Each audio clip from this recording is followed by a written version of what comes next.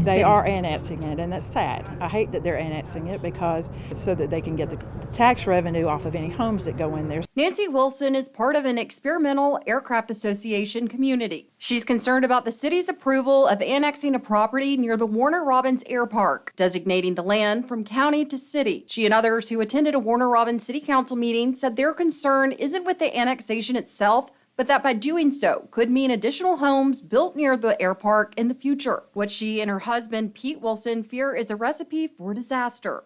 That air park was built in the mid-1960s as a kind of a fly-in subdivision. The homes were built in there, and it was nothing but farm fields around there. Today, though, the area looks much different, with new builds not far from the air park runway. But the Wilsons' concerns and those of other pilots is that the potential for this property's development would put any homes in the flight path of the overrun area of the runway protective zone. The overrun is got trees in there now, but if they build homes in there, they're going to be higher. While there is a 35-foot limit on the height of any potential development for the suburban residential zone property, these pilots say potential development could mean the difference of life and death amid an accident, both potentially for those flying and living below. A greater risk than impact solely involving trees or land. They might want to build in there and then try again to get the runway shut down. Something Bob Henning says was fought and won in the 70s. The airport was there long before these homes were there.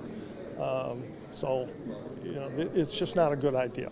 While the approval was made, Wilson says she's glad the city's decision includes a caveat. They will meet with the FAA and the state DOT before they issue any permits for any building. Now, a representative with the investment firm who sought the annexation that was approved today did say he has had conversations with the air park's owner about the possibility of purchasing the land. The air park owner was not at the meeting tonight, but I have reached out to him to ask if there are any plans to purchase the property. Reporting live in the studio, Gloria Ruth Finney, WGXA News.